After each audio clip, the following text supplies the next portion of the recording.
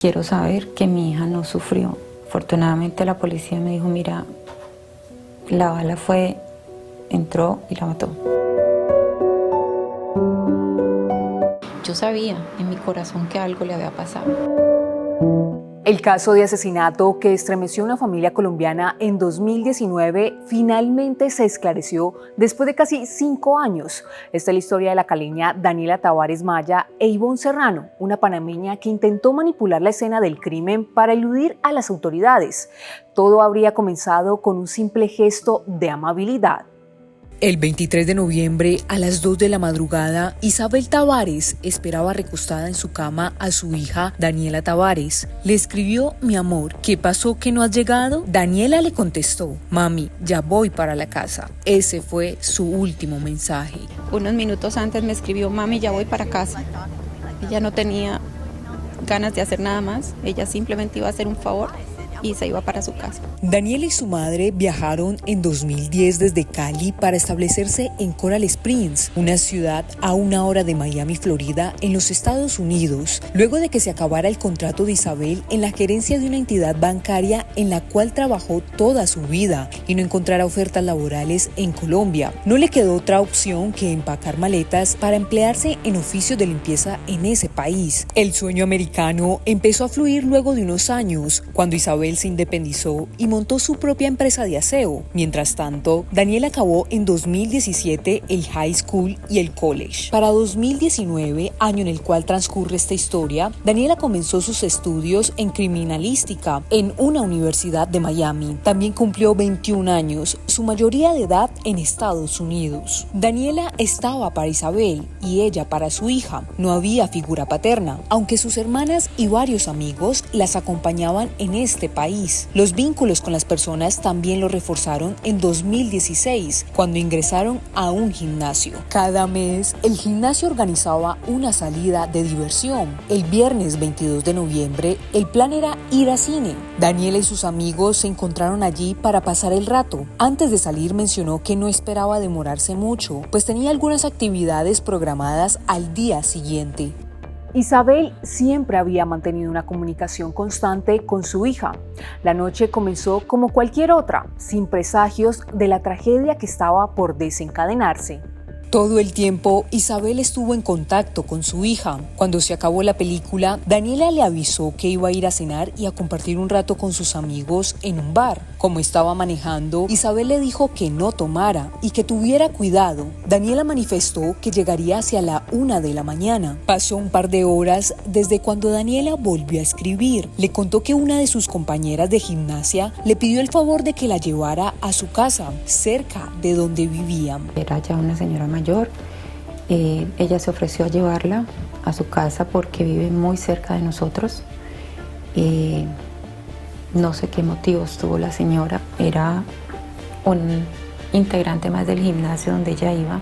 No era su amiga y eso lo quiero dejar totalmente claro. Era la 1:30 am y Daniela no había llegado a su casa. Isabel decidió no llamarla porque estaba con sus amigos y pensó que si le marcaba podría cometer una imprudencia y hacerla sentir mal. Sin embargo, Daniela le escribió que ya venía en camino. Pasó 1 hora más. Daniela siguió sin llegar y ya no contestó mensajes. Así transcurrió la madrugada. Era una extrañeza que Daniela no llegara. Nunca había pasado algo así. Isabel le marcó una vez y otra vez. También le envió mensajes. Ella no lo respondió. Isabel estaba intranquila, pero pensó que quizás decidió quedarse con sus amigos y se le descargó el celular. A las 6 de la mañana, Isabel se alistó para ir a trabajar a unas oficinas que debía limpiar. Al terminar esa labor, llamó a Carolina, su mejor amiga, para preguntar si estaba con Daniela. Carolina respondió que no sabía dónde estaba Daniela, que solo conocía que llevaría a una persona a su casa. Carolina indagó por el paradero de Daniela.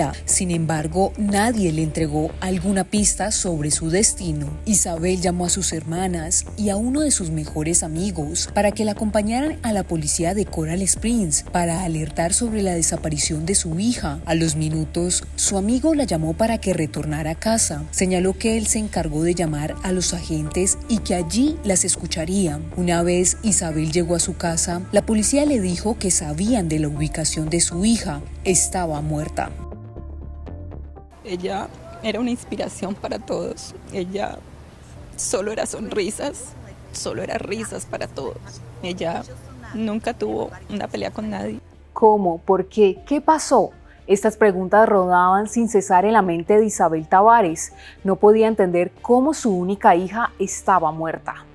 A las 5:55 de la mañana del 23 de noviembre, según el informe de la policía, las autoridades recibieron una llamada de una mujer que alertó sobre una joven muerta dentro de un carro en la entrada de su casa. Esa joven muerta era la hija de Isabel, a quien encontraron con un disparo de bala en la cabeza. La llamada de emergencias para alertar sobre el crimen la hizo Ivonne Serrano. Durante la conversación, la mujer panameña de aquel entonces, 51 años, contó que halló un cadáver en un auto en la entrada de su casa. Cuando la policía llegó a la vivienda, Serrano les dijo en primera instancia y según las autoridades que al salir de su casa camino al gimnasio vio el auto y el cuerpo en su entrada. Sin embargo, la mujer no vestía ropa para hacer deporte. Posteriormente, a otro agente le dijo que ella había estado en un bar la noche anterior, pero perdió el conocimiento y luego se despertó en su propia cama. Y después señaló que se despertó hacia las 6 de la mañana dentro del vehículo, en el puesto del copiloto al lado de Daniela Tavares. La policía también halló una carcasa de una pistola 9 milímetros en el piso del asiento del pasajero del automóvil de Tavares. Las investigaciones también apuntaron a que la muerte de Daniela fue hacia las 2:15 de la madrugada. Entre la hora del crimen y el aviso a la policía transcurrieron al menos 3 horas. Según las propias versiones de las autoridades, este tiempo permitió que Serrano borrara las imágenes de las cámaras de seguridad de su casa desde su celular y lavara la ropa que vestía a la hora del asesinato. Por estas y otras pistas, Serrano fue capturada ese mismo día como la principal sospechosa de la muerte de Daniela. Luego se conoció que Daniela se ofreció a llevar a Serrano a su casa debido a que la vio en un delicado estado de embriaguez. Tenía claro que esa noche iba a matar a alguien, quería hacerle daño a alguien y desafortunadamente mi hija se cruzó en su camino. Según contó Isabel, en los videos de las últimas 3 horas en el bar, nunca se ve a Daniela discutiendo con alguien, no hubo peleas y nadie conocía de algún conflicto entre ellas.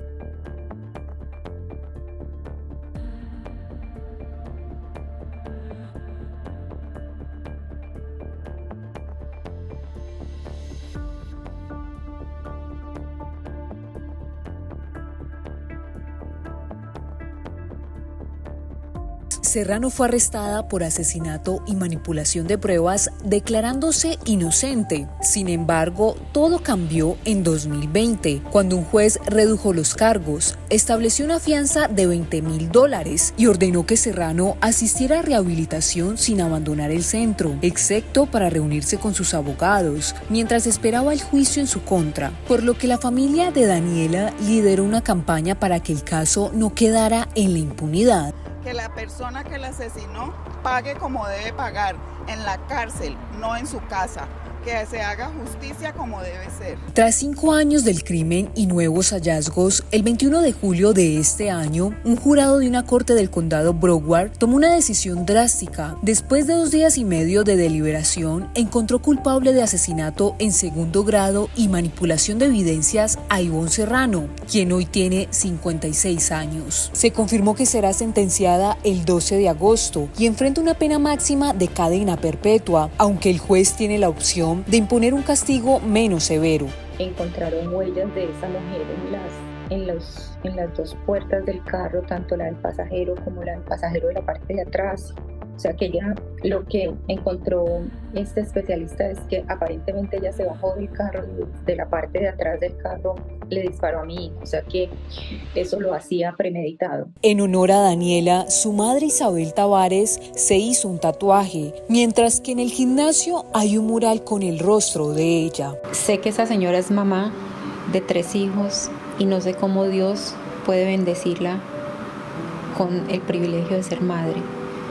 Porque cuando tú quieres quitarle la vida a un ángel como mi hijo, no tienes derecho a ser madre. Aún no hay respuestas del por qué Ivonne habría acabado con la vida de Daniela, pues Serrano prefirió el total silencio. Solo ellas dos saben lo que verdaderamente pasó esa madrugada.